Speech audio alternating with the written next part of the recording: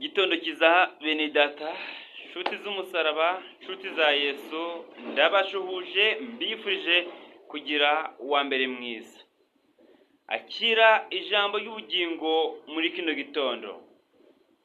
Muri Yohana, rwa mbere rwa Yohana ruvuga ngo uwo twumvise, uwo twiboneye n'amaso yacu, ibiganza byacu bikamukoraho, ngo niwe bugingo buhoraho. Haleluya.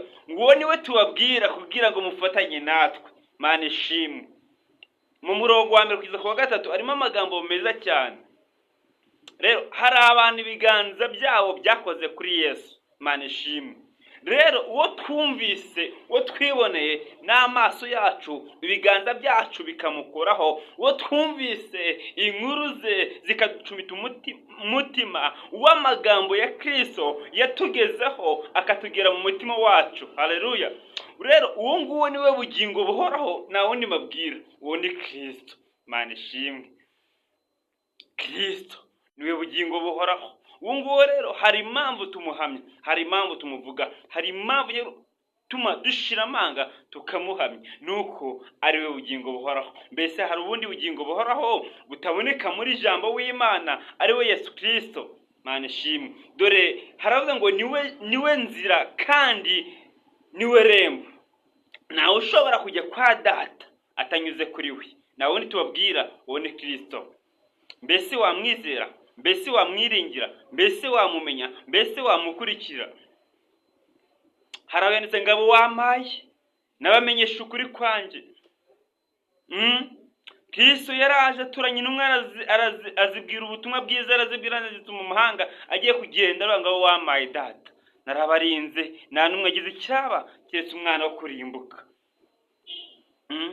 Rero ndababwira, nanjye mbabwira ubutumwa bwiza bwa Yesu Kristo, mbabwira ko ari we bugingo buhoraho, mbabwira ko ari we mahoro, mbabwira ko ari we nzira kandi ari we kuri. Nta handi hantu, nta yindi nzira ushobora kunyura kugira ngo uzagere mu bwami bw'ijuru. Nta handi ubwami bw'ijuru bubonerwa, nta yindi nzira buretse kunyura muri Kristo Yesu akaza kugeza mu bwami bw'ijuru. Inzira ni iyihe rero? Ni ukwizera ijambo ndetse ukizera n'uwo yatumye. Haleluya. Muri Yohana wa mbere ngo mbere na mbere hariho, muri Yohana igice cya mbere, mbere na mbere hariho jambo, kandi jambo yari Imana. Uwo jambo rero, haleluya, uwo jambo niwe tubabwira, kuko uwo jambo ahorana natwe, uwo jambo ayibana natwe, uwo jambo akorana natwe, kandi uwo jambo agendana natwe iteka. Imana ishimwe. Mbese wakizera uwo mwami, mbese wakizera imbaraga za jambo, ariyo jambo rigakorera muri wowe, rikakuyobora, rikagukomeza. Imana ishimwe. Ubwo twumvise, uwo twiboneye n'amaso yacu, kandi ibiganza byacu bikamukoraho. Haleluya, haleluya. Ibiganza byacu bikamukoraho. Icyama nawe ugakora kuri Yesu, ari we jambo, jambo w'Imana akamanuka akaba mu mutima wawe. Jambo w'Imana kuri wa mbere agagukoraho, kuri wa mbere akagendera muri wowe, kuri wa mbere akaba ibyo kurya by'ukuri bigutunga ku manywa nijoro. Mana ishimwe. Ukongera ukabaho. Wari umaze igihe wenda wumva waratagangaye, ariko jambo w'Imana uwo twumvise, uwo twakozeho n'amaso yacu, w'ibiganza byacu byakozeho, uwo nguwo wamanutse akaza akaba muri wowe, uwo nguwo agendeye muri wowe. Mana ishimwe. Hari ibikoreka iyo jambo yageze muri wowe. Mbese ufite jambo muri wowe, mbese urashaka gutunga jambo muri wowe, mwiringire, mwizere, gendera muri we, mukoreho nawe umve ujye nurira, mukoreho umve ujye ryohera. Mana ishimwe. Wakora kuri Yesu nawe, wakora kuri Yesu, kuko nitujye tugira isoni zo kumuhamya, tujye tugira isoni zo kumuvuga, kuko ibiganza byacu byamukozeho. Muri imbye yararembye ngo aravuga ngo ibiganza byacu byamukozeho. Haleluya.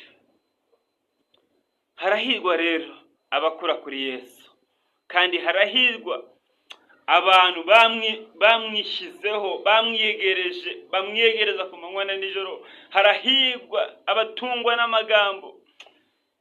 Erega nta bundi bugingo buhoraho, nta bundi bugingo buriho.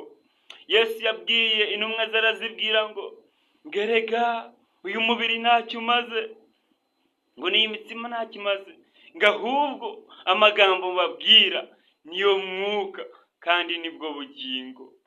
Haleluya. natwe nta kundi twakoze kuri Yesu, nta kundi ahubwo amagambo yiwe yaduhaye, haleluya, yatumye tumukoraho. Amagambo yaramanuka akaba muri twebwe, haleluya. Twaryama tukaryama neza, twasinzira tugasinzira neza, mu rushako bikagenda neza, mu mashuri bikagenda neza, mu kazi bikagenda neza, mu bigeragezo bikagenda neza, mu burwayi bikagenda neza, mu makuba bikagenda neza, kuko intoki zacu zamukozeho. Twatewe muri we, twatewe muri jambo w'Imana yagendanye natwe, aba muri twebwe, amagambo ye aba muri twe.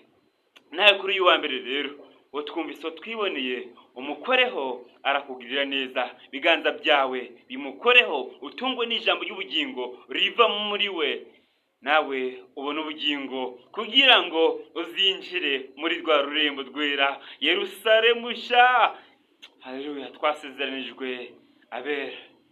Ndasoza nkubwira ngo bene ibyo byiringiro rero nibikoze isoni.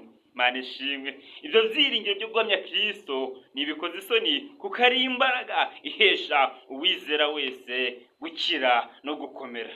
Akira ubutsinzi buturuka mu ijambo ry'Imana kuri uyu wa mbere, akira ubutsinzi, akira kunesha, akira ubugingo buturuka muri jambo w'Imana kuri uyu wa mbere. Imana ikugirire neza, Imana igukomeze, Imana ikwambike imbaraga, Imana ikwiteho, kandi Uwiteka akumvire binyuze mu isengesho ryo muri Zaburi ya 20. Shalom shalom, mugire umwisi mwiza. Mwari kumwe na Evangelist Dismas. Amahoro y'Imana nawe muri mwe. Shalom shalom.